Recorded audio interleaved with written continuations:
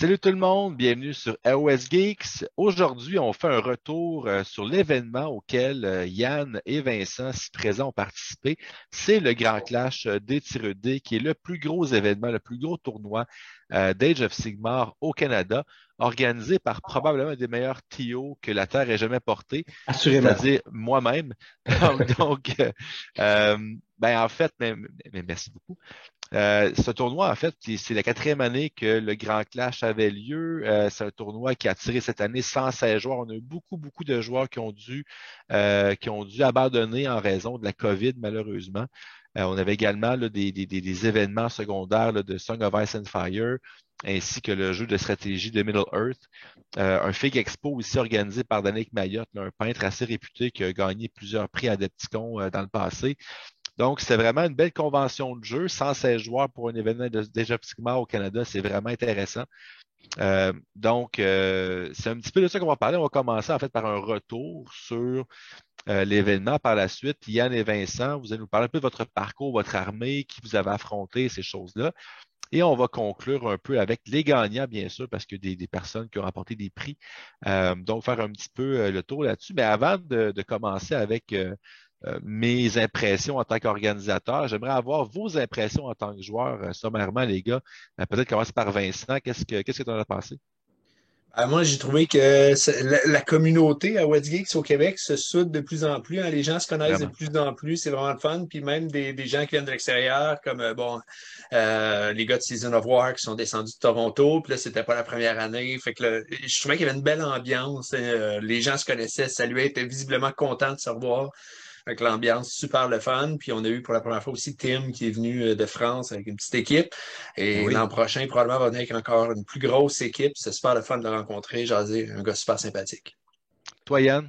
Oui, ben d'ailleurs, Tim qui venait de France a été impressionné par à quel point c'était convivial, à quel point tout le monde était facile d'approche, tout le monde se parlait entre les parties.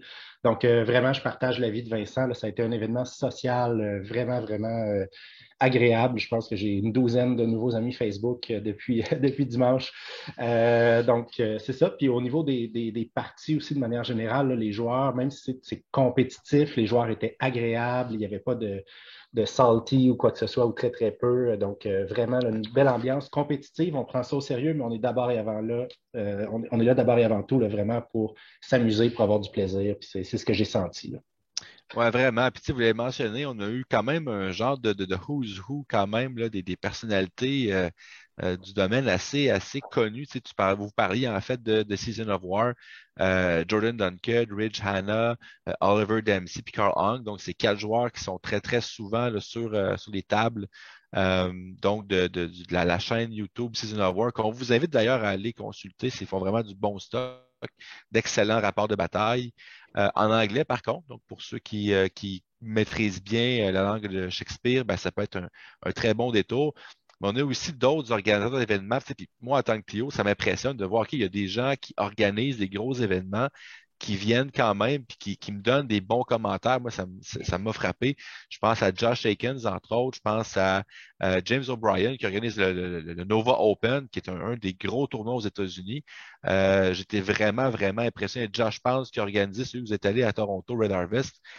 Donc, c'est vraiment quand même beaucoup de TO qui sont présents, puis qui donnent un bon hype au Clash, puis qui, juste par leur présence, en fait, nous disent, ben, regardez, nous, on y croit. On a eu des joueurs, tu as parlé de Tim, Timothy Rivestech, donc, qui est avec son groupe là, de France, quatre joueurs qui sont venus de France, mais on a aussi des joueurs de New York, on a des joueurs de la Colombie-Britannique, des joueurs de l'Alberta, des joueurs de l'Ontario. Donc, en tant que Tio, là, je vous Belle dirais que ça, réussite. ça me fait, ouais, ça me fait chaud au cœur. Puis dans le fond, retour sur l'événement, tu sais, vous le vivez dans le feu de l'action. Moi, je le vis un petit peu là, différemment.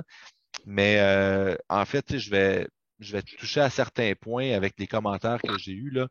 Dans un premier temps, je pense que vous avez frappé dans le mille là, quand vous parliez là, justement de la qualité sociale de l'événement. Je pense que c'est un happening, puis sais, tout le monde se parle, tout le monde est convivial, on rencontre des nouvelles personnes. J'ai eu des discussions quand même assez intéressantes et assez longues avec des joueurs de Season of War, avec des joueurs de New York, tu sais, des gars, puis ils disent, hey, viens jouer à The Boys en novembre. Puis, tu sais, il y a vraiment quelque chose qui se construit présentement à ce niveau-là. D'ailleurs, le groupe de Season of War organise leur premier événement au mois d'août à Toronto. Je pense qu'on est en discussion pour préparer un groupe, là, une délégation québécoise là, qui va représenter fièrement le Fleur de Lysée. Donc, ça, je pense que tout ça, là, c'est vraiment intéressant. Je pense aussi Pierre-Luc Héroux qui a fait un excellent travail pour trouver plein de commanditaires. Tu sais, on avait un beau swag bag avec plein de petits goodies qui sont intéressants. Tu sais, je pense que les joueurs en ont eu pour leur argent. Tu sais, en tant qu'organisateur, je pense que je peux le dire, là, je pense que c'est un événement là, de A à Z là, qui était quand même là, vraiment bien fait pour les joueurs. Moi, en tant que joueur de tournoi qui en fait beaucoup moins qu'en faisait, tu sais, je regarde ça d'un œil, j'essaie de le garder le plus objectif possible, c'est impossible, mais tu sais, honnêtement, je pense que l'équipe d'organisation, on a de quoi être fier et là-dedans, j'inclus moi-même, oui, mais tu sais, toute mon équipe de Yann Miller, de Pierre-Louis Sainte-Marie, d'Annick Mayotte, Pierre-Luc Héroux, mon côté pour le tournoi de Song of Ice and Fire, Alexandre Guedry pour celui de Battle for Middle-earth. Tu sais, ça se fait en équipe, puis je pense qu'on a bien travaillé ensemble, puis qu'on a fait de quoi qui fait plaisir aux joueurs. Ah oui, c'était vraiment un super événement, là. Réussite de Faut A quand à Z. même, oui, faut quand même souligner un bémol. Tu sais, faut souligner le bien, il faut aussi souligner le moins bien. Puis je sais que bon, sur Twitter, il y a beaucoup de gens qui en parlent dans différents réseaux. Tu sais, je sais que Xavier Carpentier en a parlé à son épisode du double tour sur Twitch, sur son retour d'épisode. Mais il y a eu effectivement un cas de tricherie. Donc, il y a eu un joueur qui a été pris à tricher avec des dés truqués. En fait, c'est des dés qui sur le D6, il y avait deux faces avec des 6, deux faces avec des 5 et une face ou deux faces des fois avec des 4, sinon c'était un 2. Bref, c'est des dés qui viennent fidéliser extrêmement bien les charges à 11 ou 12 pouces ou les initiatives qui se roulent très, très bien. Ce ne sont pas des dés du destin de Zinch, mais pas loin, et en quantité limitée.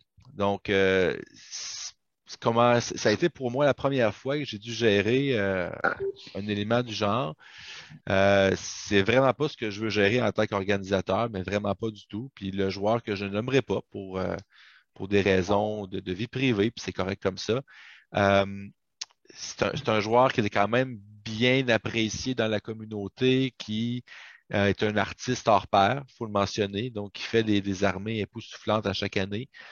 Donc, ça a pris quand même beaucoup de gens par surprise. Je pense que ça a jeté un peu une douche d'eau froide dans la conclusion de tournoi. C'est arrivé après la cinquième et dernière partie. Fait que donc, c'est un timing assez particulier. Ce joueur-là, en fait, là, s'est vu disqualifié de l'événement. Toutes ses parties sont transformées en 0-20. Également, il a dû s'excuser à chacun de ses adversaires et il va devoir également, sous peu, peut-être que ça va être fait à l'heure où cette vidéo-là va paraître, mais s'excuser publiquement sur la page de l'événement aussi. Et ben, l'organisation discute là, de sanctions additionnelles en lien avec ça, probablement un ban d'un nombre d'événements que j'organise. Il y avait beaucoup de joueurs qui disaient bannir à vie.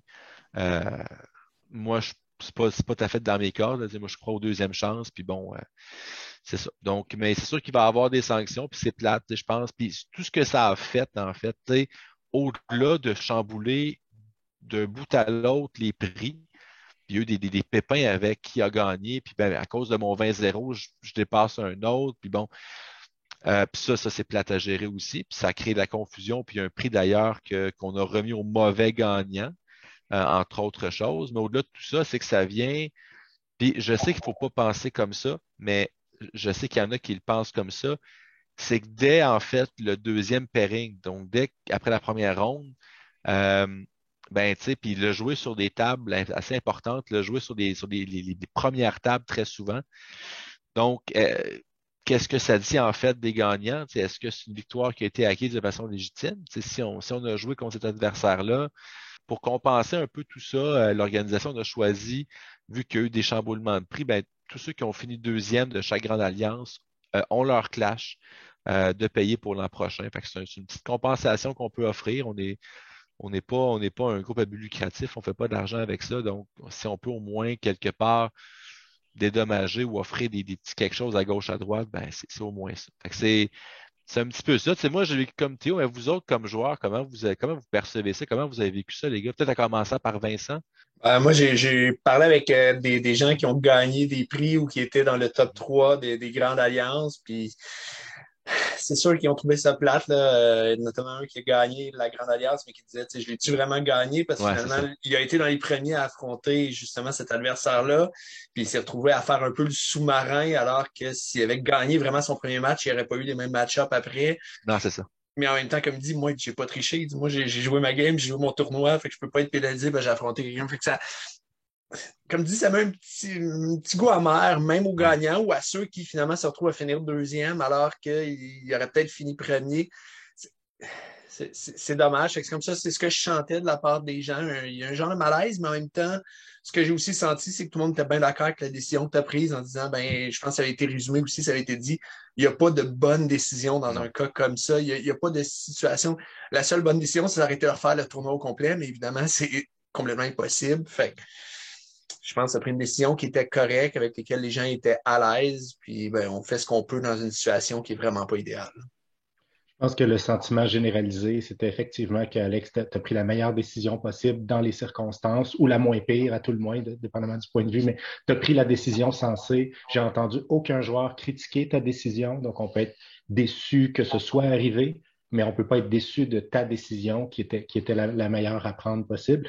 Puis, par ailleurs, de mémoire, Lou Bergeron, qui a remporté le tournoi, n'a pas affronté le joueur en question. Donc, on peut penser que celui qui a fini premier là, sur les points de bataille à la fin a relativement, en tout cas, aussi légitimement que possible dans les circonstances, mérité sa première place. D'ailleurs, Lou sera sur la chaîne là, dans Ouais. une prochaine vidéo bientôt pour nous raconter son tournoi en tant que grand vainqueur. Mais voilà, donc tu as pris la meilleure décision possible, je pense. Cool. Donc, ceci étant dit, les gars, si on passait aux choses intéressantes, plaisantes, agréables, vous avez joué 5 parties d'Age of Sigmar. Vous avez fait le double aussi. Je n'ai pas mentionné, mais il y avait aussi un tournoi en double auquel vous avez participé, auquel j'ai participé aussi avec Vanessa. Donc, Vanessa qui est également sur la chaîne. C'était ma partenaire pour le double. Donc, mais ça, peut-être une autre fois qu'on pourra davantage parler de ça sur la chaîne. Mais sinon, vous avez joué 5 parties d'Age of Sigmar en jeu égal. J'aimerais avoir peut-être vos opinions, en commençant peut-être par vos listes. Donc, qu'est-ce que vous avez amené chacun? Donc, Vincent, toi, tu jouais à la Grande Alliance de la Mort, tu jouais les Soul Blight. Oui, moi, 5 semaines avant le tournoi, je me suis dit, je suis pas satisfait des OBR. Je Mhm. me pars Soul Blight. J'avais eu la chance d'affronter Alexis Boucher à un tournoi une semaine, deux avant. Il jouait Soul Blight. Puis je m'étais rappelé à quel point j'aimais Legend of Nagash dans le temps. Je disais, hey, l'armée est Mhm. superbe. 5 semaines avant, je l'ai assemblé une semaine. Je suis arrivé à un petit tournoi que tu avais organisé. J'ai joué l'armée pour Ouais. la première fois. J'ai dit, hey, c'est vraiment trippant. Et j'ai trop parlé. J'ai dit aux gens, hey, je pense que j'essaie de la peindre pour le Grand Clash. Puis du fait que j'ai dit, je vais la peindre pour le. Et là, il y a quelqu'un, je pense que c'est Christian Riel, qui n'était pas à ce tournoi-là, qui m'écrit le lendemain. Il dit, hey, t'as du gars, tu vas peindre l'armée pour le tournoi? Puis j'étais, hey, je peux plus back down, les gens. Fait que j'ai peint, en 3 semaines et demie, j'ai peint toute l'armée pour le Grand Clash. C'est 100 modèles, 80 zombies, 10 loups, 5 cavaliers. Après ça, j'avais Manfred, j'avais un Vampire Lord, Vordrai, en fait. Puis un petit Vampire Lord, puis un petit Necromancer avec Gorslav. Fait que j'ai tout peint ça. Ça a été. En fait, j'étais brûlé. J'étais arrivé au tournoi le vendredi, le double. Je jouais avec Cam, j'ai dormi, j'étais à table, puis j'étais juste trop fatigué. C'était J'ai vraiment joué une le double. mauvaise idée. J'ai joué le double presque tout seul. Dès qu'il y avait une décision à prendre, Vincent me regardait. Qu'est-ce qu'on fait? Puis, ah non, c'était horrible. Pour de vrai, je suis vraiment content. Je suis arrivé là-bas. J'ai même fait le showcase Ben pour les oui. armées, les Best Painted, malgré que je l'ai fait si vite que ça. J'ai eu un scoring de peinture qui était vraiment au-delà de mes attentes. Je me suis vraiment donné. J'ai eu du fun, mais tu sais, je suis arrivé, honnêtement, j'étais brûlé. Là. C'était terrible. Puis j'avais joué la liste seulement 6. Non, j'avais 7 parties de jouer quand je suis arrivé au tournoi avec l'armée. Fait que c'est pas une armée que je maîtrisais encore. Néanmoins, c'était correct. Ça a bien été. Fait que je regarde un peu comment c'est passé. J'ai commencé par affronter un joueur de Sherbrooke ici, dans le fond, qui jouait Nurgle. Mais c'était correct, c'est une game sympathique. C'est un joueur que j'avais déjà affronté, super Alexandre sympathique. Dumoulin, je C'est pense. Hein. Alexandre que j'ai affronté, oui, Exact. effectivement. Puis, on a eu du fun. J'ai remporté 14-6 ma première partie. J'ai bénéficié de ces petites erreurs qu'il a pu faire. Fait que ça a bien été, mais c'était quand même un match relativement serré. Là. Il pouvait reprendre le dessus avec son Great Unclean One. Il a tué Vordry. Puis si la partie avait duré plus que 3 tours, je pense qu'on aurait eu quelque chose d'assez serré, même si j'avais pris l'avance OK. sur les points. On a joué 3 tours. C'est un des défauts, le Soul Blight. Je suis pas un joueur qui est Ben, super sur rapide. Blight Nurgle, là, on s'entend. Là, lui aussi, il joue Nurgle. Fait que les deux, on avait plein de rain modèles. C'était long quand même. Nos phases de combat étaient longues. Donc, première partie, Vincent, là, contre Nurgle, donc assez solide, assez serré. De ton côté, Yann, Thalys, tu jouais tes Cruel Boys, donc tu étais encore, tu avais le vent dans les voiles, la suite à une victoire éclatante au Lore Master, 3 fois 20-0 quelques semaines auparavant. Donc, tu as pris tes Cruel Boys, qu'est-ce que ça a dit? Oui, écoute, j'étais curieux de tester cette liste-là. J'ai pris les Cool Boys en main en janvier en me disant, ben, je vais voir qu'est-ce que je peux faire avec cette armée-là que j'adore, mais qui est une armée de fond de méta. Quand on regarde les résultats de GT là, qui sont agrégés par Honest Wargamer, on se rend compte que le taux de victoire des Cool Boys est comparable à celui des Sylvanettes, des Gloomspite, des Night Hunt. Donc, ils sont vraiment dans la cave. Mais j'aime le défi de jouer un peu, d'être le underdog comme ça. J'avais 3 tournois de fait, des tournois d'une journée avant de me présenter au Grand Quand Clash même. avec les Cruel Boys. La liste a changé, a évolué là, au fil des tournois, au fur et à mesure que je la testais. J'avais fait 1-2 le premier tournoi, ensuite 2-1, ensuite 3-0. Donc j'arrivais sur une belle progression, puis j'étais bien curieux de voir ce que ça donnerait. Ça n'a pas nécessairement continué à progresser. Mhm. Donc c'est ça, j'avais une liste là, assez atypique pour des Cruel Boys au sens où je ne jouais pas de chaman alors que généralement tout le monde joue les chamans. J'avais pas de gros blocs d'arbalète alors que tout le monde fait ça. Donc moi j'avais Kragnos, j'avais un Sludge Raker général, j'avais 10 Gut Rippers, j'avais 5x3 Bolt Boys et j'avais le boss sur Nyashtouf. C'est tout, donc pas non plus de cordon d'Hobgoblin, d'Hobgrotte.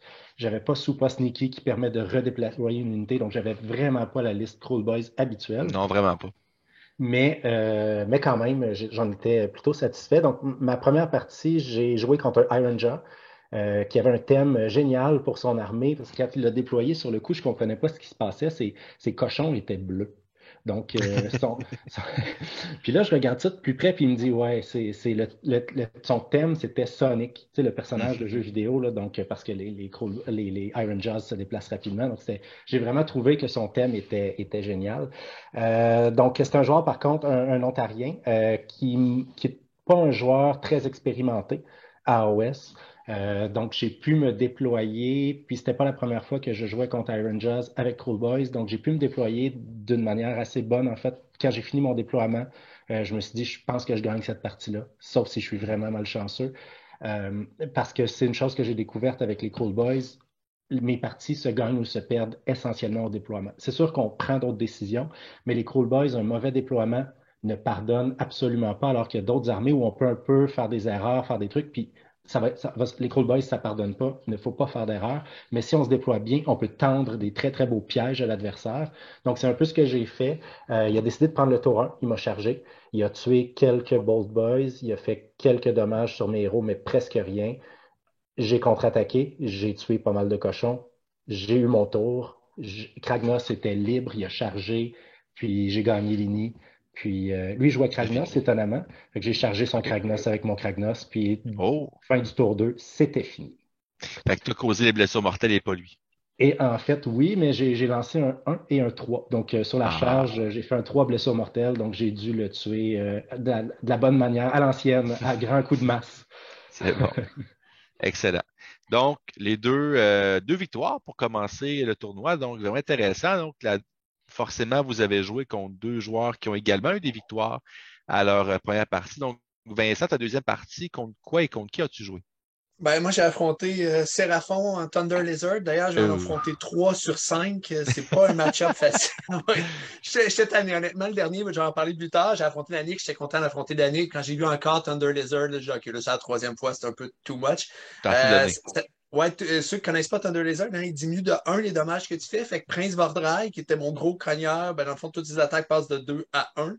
Puis Manfred, qui est un autre de mes cognards, lui aussi, ses attaques passent de 2 ou de D3 à 1 essentiellement. Là. Ça fait très, très, très mal. Puis j'ai affronté Ridge Anna de Season of War, qui est un excellent joueur. Ça n'a vraiment pas été facile. Non, Ça a non, été... non, non. Non, ça a été... Ridge qui a remporté plusieurs tournois récemment, des gros tournois.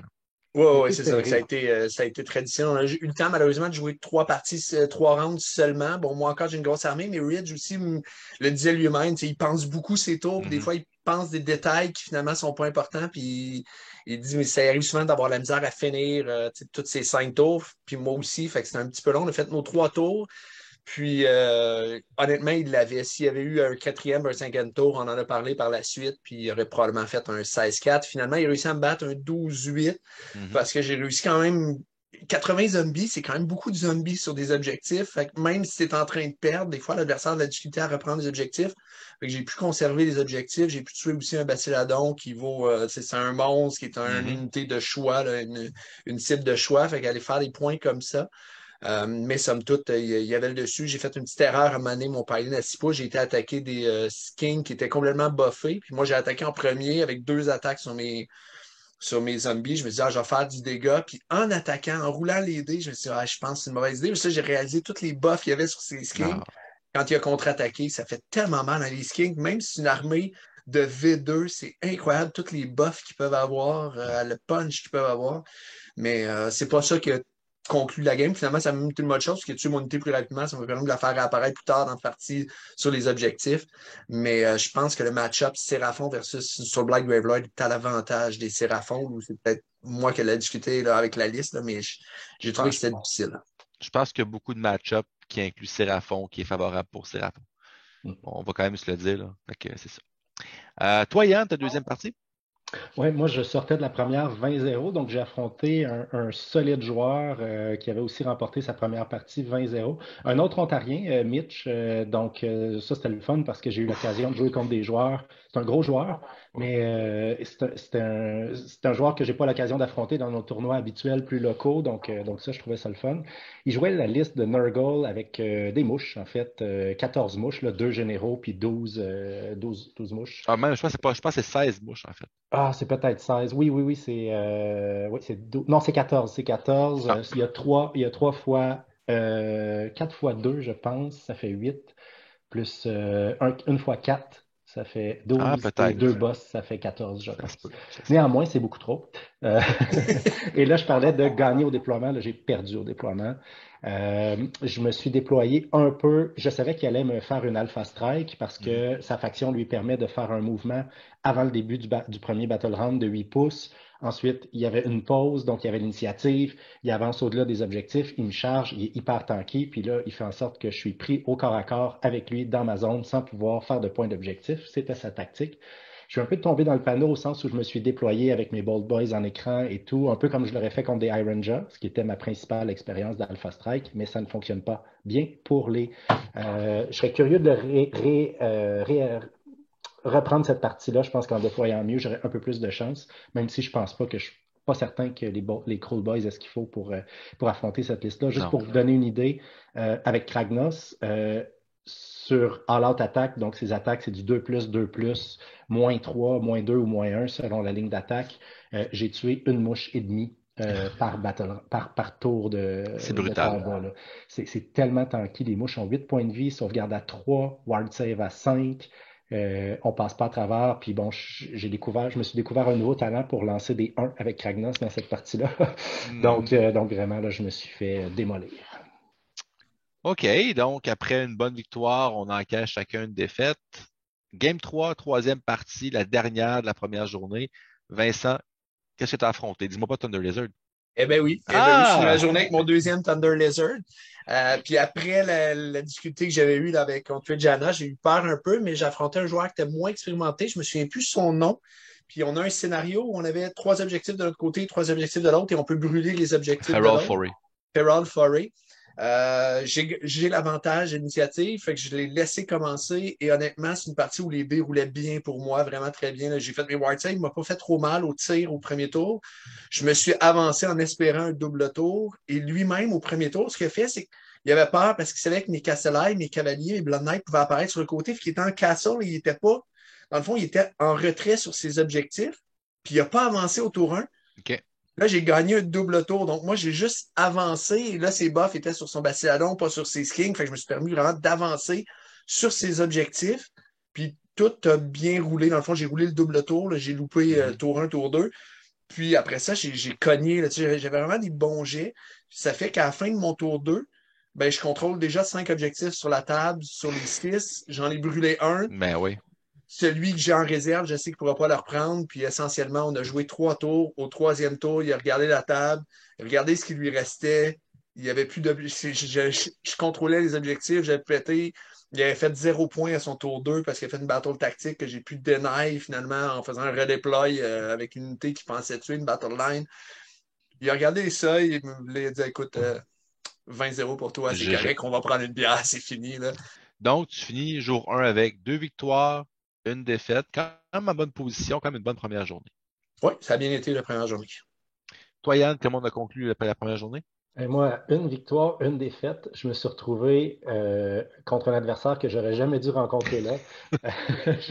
J'ai joué contre Xavier Carpentier là, du double tour dont on parlait tantôt. Et Le Gentleman Cadence. Oui, le gentleman avec une vraie liste de lore, comme on aime dire. Donc, écoute, c'est un vrai gentleman parce que c'est très agréable de jouer avec lui. Mais c'est ça. C'était la liste de dragons et de long strike crossbow. Et c'était un battle plan, donc vraiment dans le sens de la largeur classique, où on part à 18 pouces l'un de l'autre. Donc, avant de déployer, moi, j'ai mesuré de sa ligne de déploiement jusqu'au fond de mon territoire.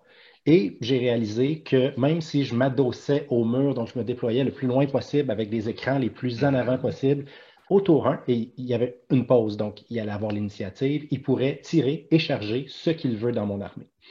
Donc, je me suis dit, ben, j'ai perdu cette partie-là avant même, tu sais, contre Nurgle, j'ai perdu au déploiement. Contre Xavier, j'ai perdu au moment du pairing, au moment du match-up. On l'a joué quand même, évidemment. J'ai déployé. Il a pris le premier tour. Il a avancé avec ses long strike crossbow. Il les téléporte. Il tire où il veut. Il retire en phase de héros. Il retire en phase de tir. Avec ses dragons, il y a une unité qui peut tirer en phase de héros une fois par bataille. Il charge où il veut. Il fait des mortels. Fait que finalement, après son premier tour, avant même que j'ai joué, mon général était mort. La plupart de mes Bold Boys étaient morts. J'avais des wounds. Je pense que j'avais 6 wounds sur Kragnos. Il était pris au corps à corps avec des dragons. Fait que j'ai joué par principe, mais il a gagné l'initiative au tour 2. Puis, regarde, mathématiquement, j'étais tablé au début du tour 2. Donc, puis ça, il n'y a aucune manière que ma liste peut battre cette liste-là, à moins que Xavier ne lance que des 1. Donc, s'il avait lancé seulement des 1, en fait, si on avait eu des dés truqués, mais dans l'autre sens, j'aurais eu peut-être des chances. Mais même des dés truqués, pour moi, ça n'aurait rien changé. Tu sais, je peux même pas, Non, battre. c'est ça.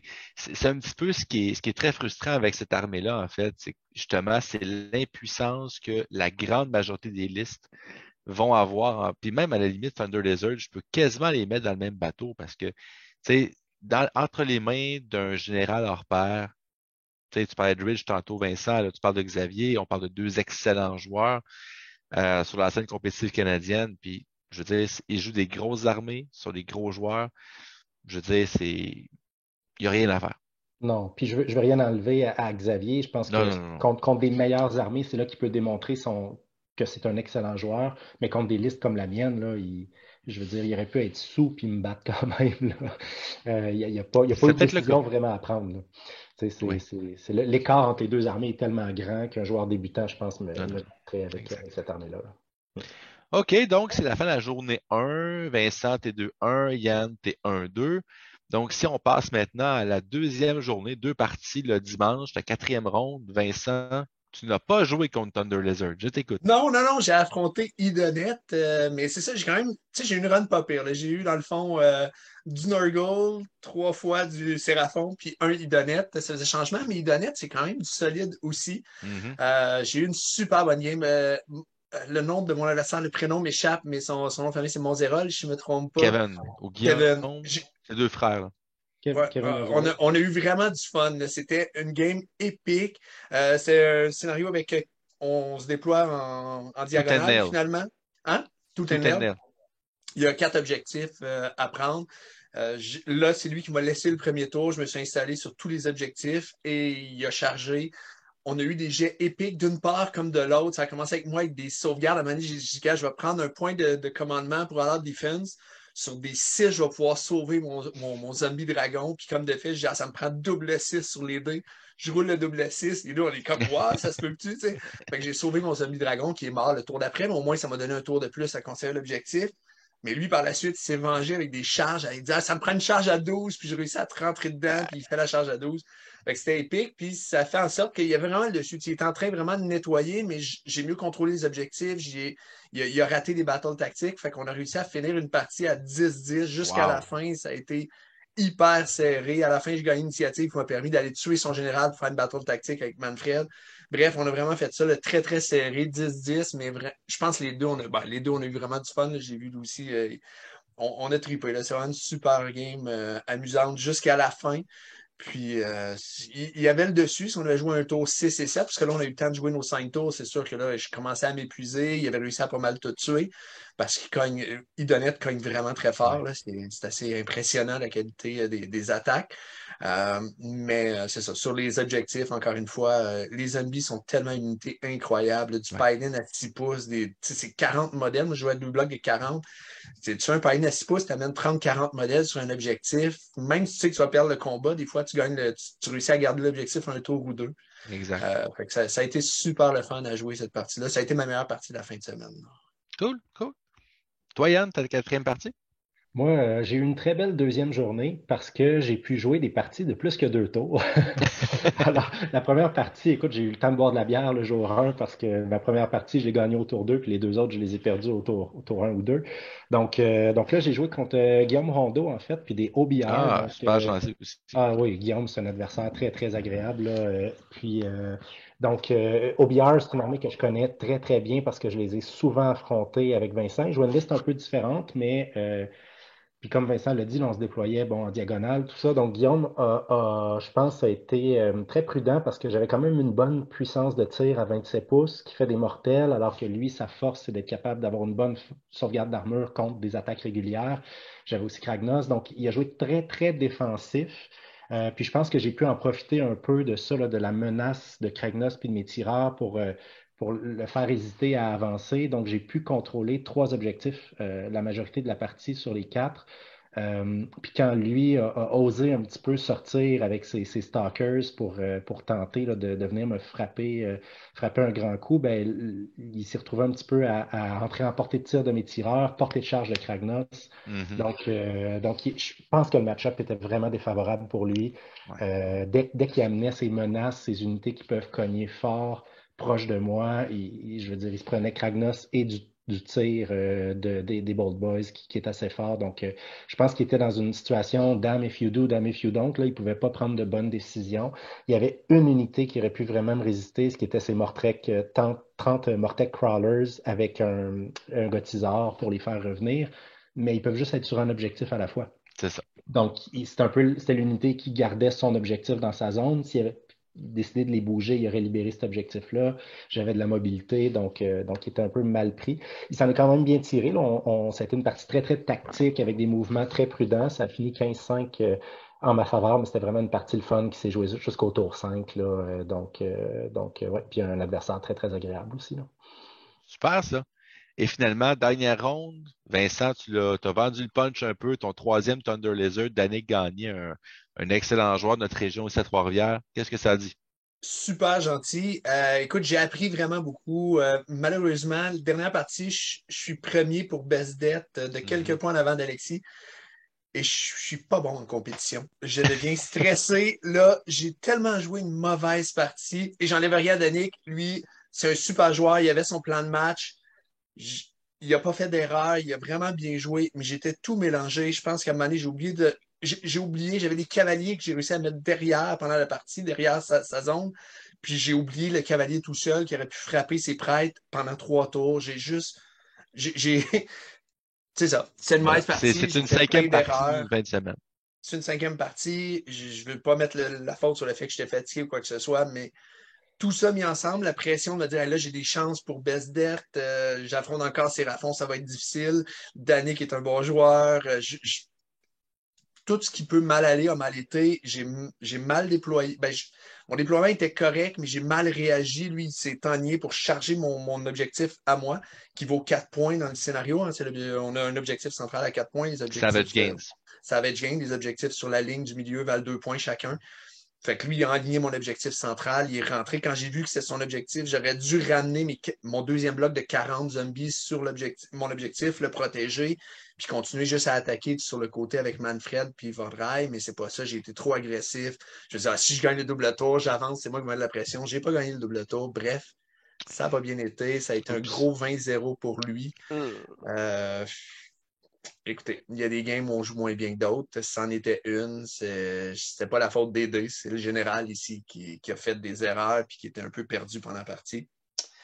Ouais, on se reprendra pour Best Bet l'an prochain. Ça m'a même sorti du top 3, cette défaite-là de 20-0. Là, je suis à quelques points derrière la troisième position. Fait que, dommage, on se reprendra une autre fois. Et toi, Yann, on a fini ça comment? Oui, bien, à ta défense, Vincent, aussi, il faut se le dire, tu étais vraiment brûlé aussi, tu étais très, très fatigué, tu avais peint de manière extrêmement intensive. Je t'ai rarement vu, en fait, ça fait plus de 20 ans qu'on se connaît, je t'ai rarement vu aussi fatigué. Donc, il y a ça aussi qui a probablement joué Game 5 dans le scénario, là. De mon côté, j'ai affronté un Cruel Boys, donc un match presque miroir. Lui jouait une liste un peu plus classique de Cruel Boys, là, avec des Gottripaz, Gobsprak, des unités un peu plus grosses de Bold Boy. Marc-André Fecteau, c'est ça? Les buffets. Oui, c'est Marc-André Fecteau. Très belle armée. Très belle armée. D'ailleurs, il était dans le display, là, dans les top 15 là, qui ont été mis en évidence là, pour le jugement final des plus belles armées. Et très, très agréable comme adversaire aussi. Là, super joueur, Marc-André. Donc, lui, ça a été une partie quand même où il y a eu des éléments et des erreurs tactiques de part et d'autre qui sont intéressantes à mentionner.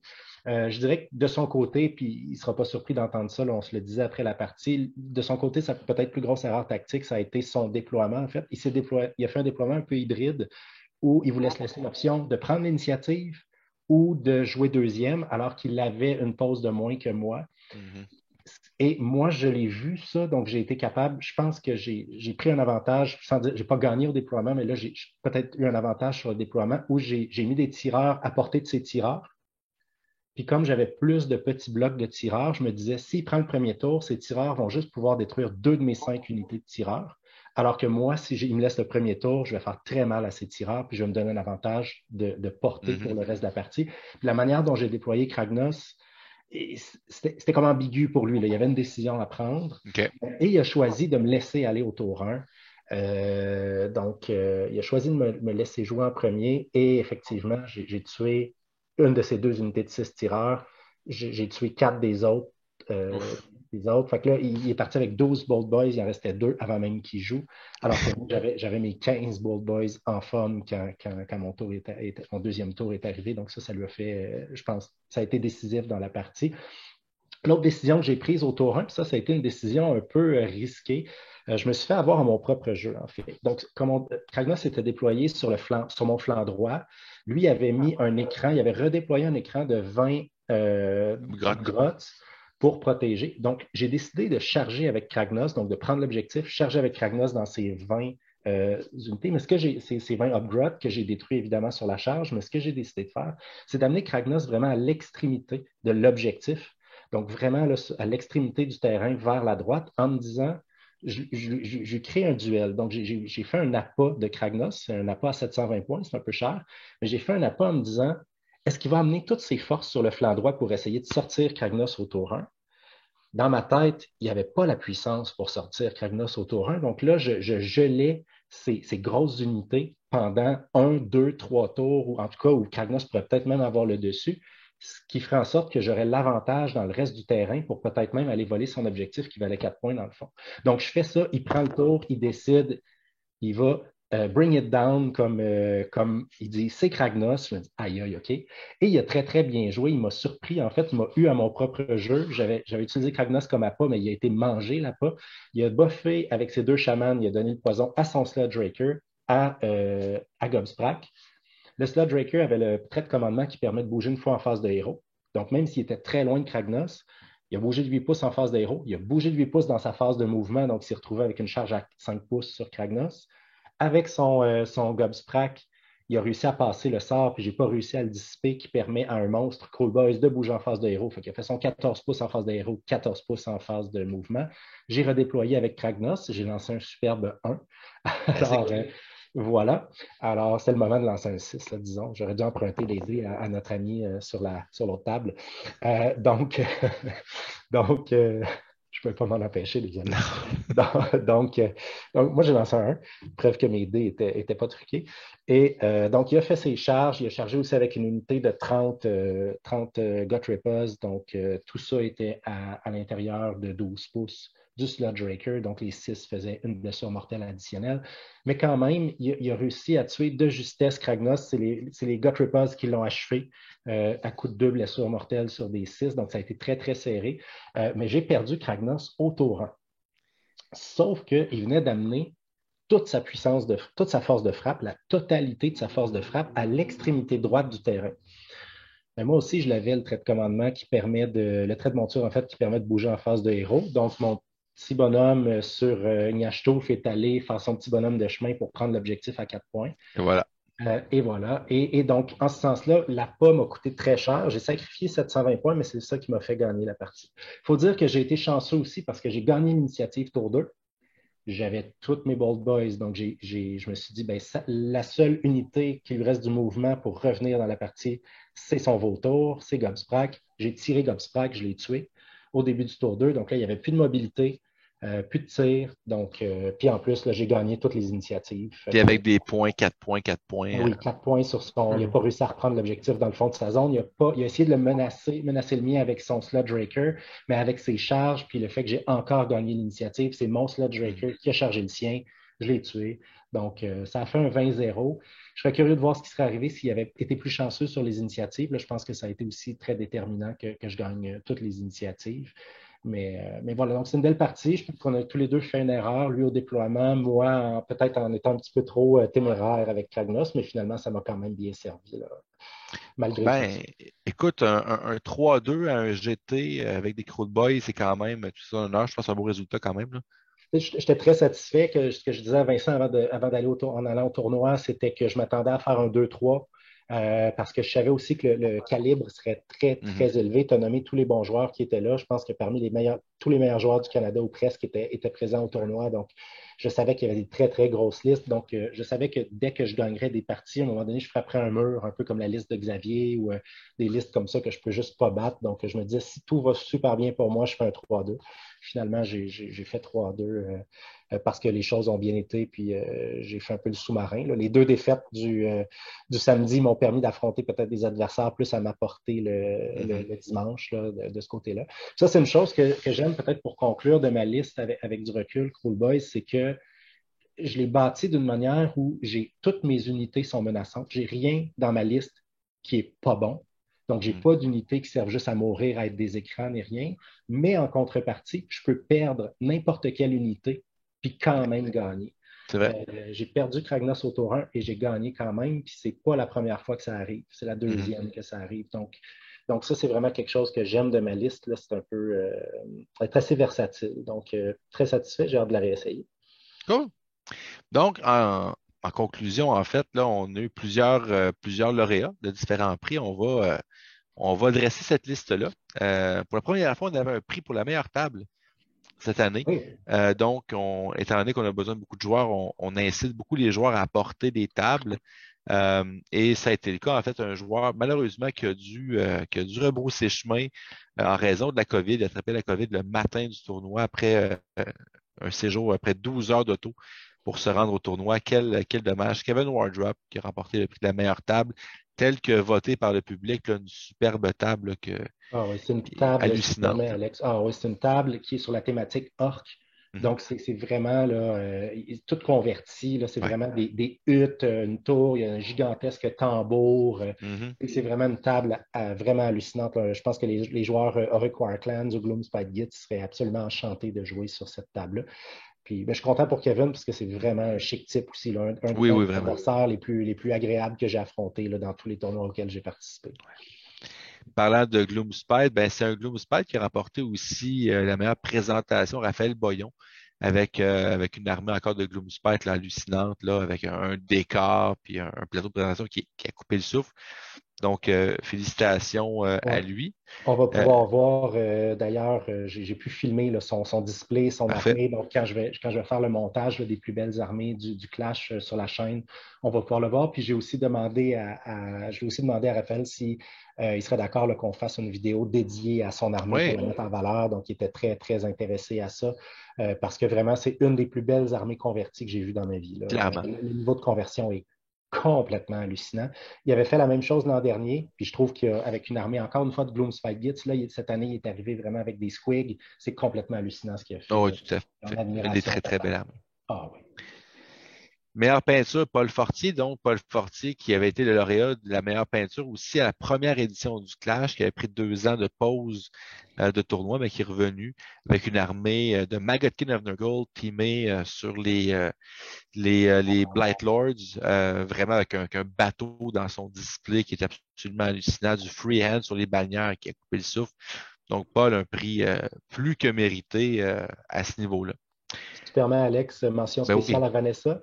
oui, tout à Vanessa fait, qui a terminé deuxième pour le concours de peinture, avec les Cruel Boys. avec les Cool Boys qu'elle a peint pour moi, mais c'était elle, là, évidemment, qui était la lauréate, la nominée, parce que c'est Tout à elle fait. la peintre. Là, mais, mention spéciale à Vanessa qui Oui, fait des capsules absolument. peinture sur la chaîne.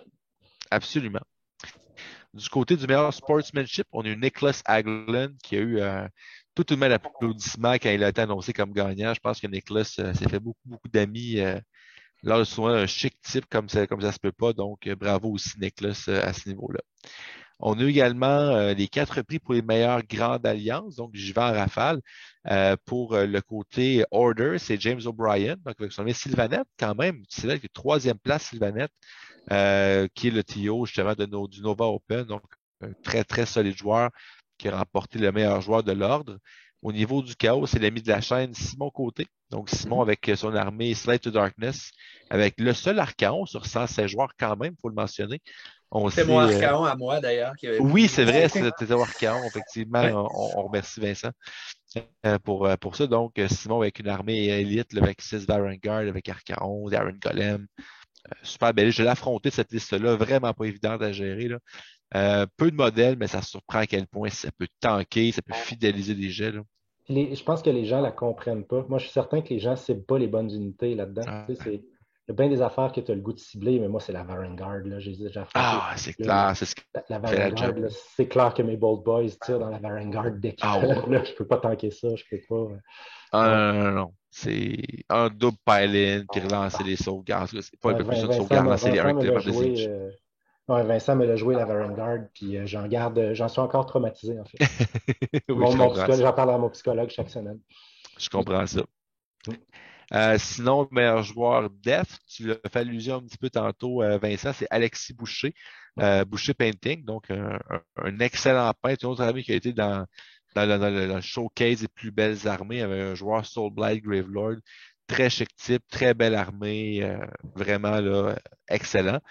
Côté destruction, c'est Gabriel Sanson, un autre ami de la chaîne, un ami de Québec, avec ses Iron Jaws qui a remporté le tout. Yann a fini quand même deuxième, il faut le mentionner. Avec des Cruel Boys, il y avait quand même plusieurs joueurs Iron Jaws, plusieurs joueurs Sons of Behemoth. Donc, tu as pu tirer dans le plein de jeu quand même. Mais là-dessus, je dois quand même lever mon chapeau à Vanessa parce que j'ai très bien scoré dans les soft scores aussi. J'ai fait un très Ouais. bon un très bon score de sportsmanship. Donc, merci à mes adversaires là, de m'avoir donné des excellents scores de sportsmanship. Ça vaut la peine de payer de la bière.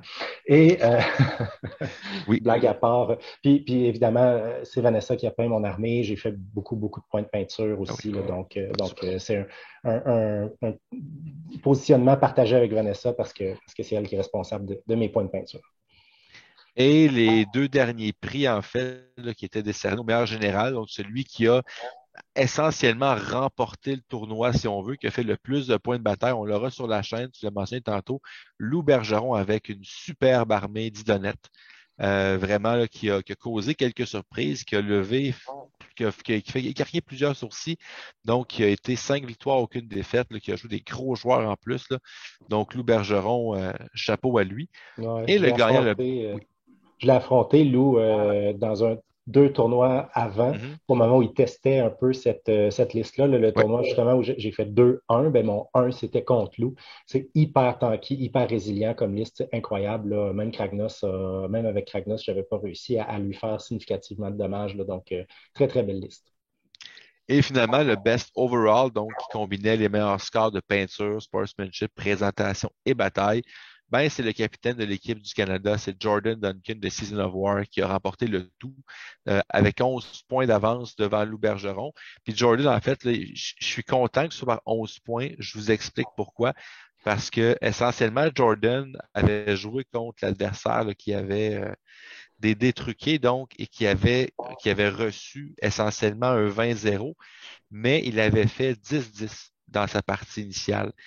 Donc, le gain de 10 points a fait en sorte que ben, plusieurs disent, ben, est-ce qu'il a gagné le tournoi à cause de ça? Mais s'il n'avait pas eu ça, cette défaite-là, cette victoire-là plutôt, il aurait tout de même gagné d'un point contre Lou pour le best. Fait que ça enlève au moins une certaine bisbille potentielle de dire ben, il a gagné, mais à cause d'un forfait. Ça aurait été peut-être un peu plus difficile à encaisser. Donc, Jordan, qui avait encore, lui aussi, un joueur idonette, superbe armée, que son armée était dans le showcase aussi. Là, chaque figurine est peinte et moi, c'est vraiment les socles qui me font vraiment triper, là, avec les petites lumières sur son display board. C'était vraiment une armée à couper le souffle. Un joueur d'exception, Jordan, il faut le mentionner, là. Voilà. Donc, c'est Jordan qui est le grand gagnant, si on veut, le best overall du Clash Oui, puis 2020. très, très chic type. Oui, Je suis certain qu'il y a eu des très, très bons scores de sportsmanship aussi, absolument. là. Absolument. Donc, en conclusion, les gars, qu'est-ce que vous retenez de ce grand Clash 2022? Moi, deux leçons à tirer. Commencer à peindre l'armée, peut-être pas 3 semaines avant ou 4 semaines avant le tournoi. Surtout Euh, surtout sans modèle. oui, oui, surtout sans modèle, là. C'est ridicule, là. C'était vraiment, je savais que c'était ridicule au moment où j'ai dit que je le ferais, mais un coup, je m'étais commis, puis des gens m'avaient entendu parler, je pouvais pas back out, là. Puis, Voilà. d'ailleurs, je vais faire un petit shout-out à ma copine de Johanna qui a vraiment été super gentille parce que elle m'a aidé à peindre. Elle a passé la dernière journée juste avant que je parte. Elle a passé 7 heures juste à peindre des socles Wow. pour que j'arrive au tournoi après. Fait que, une chance qu'elle était là, sinon C'est pour ça que tu as fait le showcase, Vincent, c'est à cause des socles. c'est grâce à elle. C'est grâce à elle, effectivement. Là, pour le vrai, merci beaucoup. Puis sinon, l'autre chose, il faut juste que je change un peu mon mindset. Là, quand je deviens plus sur les tables compétitives, j'ai été sur la table 10, la table 12, puis là, je sentais que je pouvais me battre pour des prix. Il faut que je réussisse à trouver une façon de jouer relax quand même, puis de pas faire Mhm. des erreurs. Puis fait que c'est un apprentissage. Je pense qu'à force de faire des tournois, ça va devenir plus facile. Là. Déjà, on en fait plus souvent, moi puis Yann, puis ça avait bien été les tournois d'avant avec mon armée. Mais il faut que j'apprenne à changer un petit peu mon mindset quand il y a le temps de compétitionner. Cool. Et toi, Yann? J'ai beaucoup de plaisir à jouer des underdogs, mais un petit peu Mhm. comme Pierre-Louis me disait à un moment donné, il disait, ça ne te tente pas de jouer une armée top méta pour pouvoir, parce que là, il disait peut-être que tu es rendu au niveau où ton armée faible te fait un effet de plafond Ouais. sur ta capacité. Puis effectivement, je l'ai vraiment vécu contre Nurgle puis contre les Stormcast où j'ai même pas eu la chance de bien jouer ou de faire des erreurs. J'avais perdu avant qu'on déploie. Donc j'ai hâte de voir. Pour l'instant, je ne possède pas d'armée top méta. J'ai 5 armées, sont toutes mauvaises, sauf les Daughters of Cain. J'ai des Qui Sylvanettes, a un des nouveau livre. Ghost. Oui, c'est ça, mais là, avec les Battle Tomes, Daughters et Sylvanette qui vont sortir, s'il y en a un qui est moindrement fort, je vais peut-être jouer le jeu de lâcher les armées underdog puis essayer de jouer ma meilleure armée, voir si je suis capable d'aller chercher peut-être un 4-1 ou qui sait, avec beaucoup de chance, peut-être un 5-0 dans un tournoi un jour. Cool. Ben, merci beaucoup, les gars. Puis moi, de mon côté, je vais conclure en remerciant les gens. Je le fais sur pratiquement toutes les plateformes dès que j'en ai l'occasion. Tout d'abord, je remercie les commanditaires, ils sont très nombreux. Je vais nommer là, les 4 boutiques qui nous ont commandités, qui nous ont supportés là-dedans.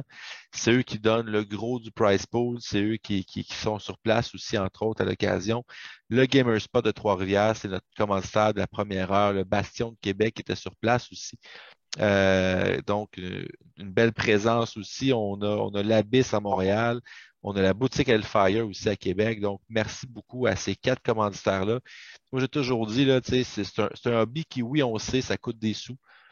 comme pratiquement tous les hobbies, en fait, là. Puis c'est facile de tomber dans le 3D print, dans le recast chinois ou quoi que ce soit, mais il n'y a rien qui bat supporter son magasin local, euh, aider ces gens-là, puis, tu sais, qui ont eu, on sent dedans là, 2 années assez difficiles au niveau de leur business. Très souvent, ils nous permettent de jouer à notre hobby sans condition, dans leur boutique, des fois même sans frais aussi.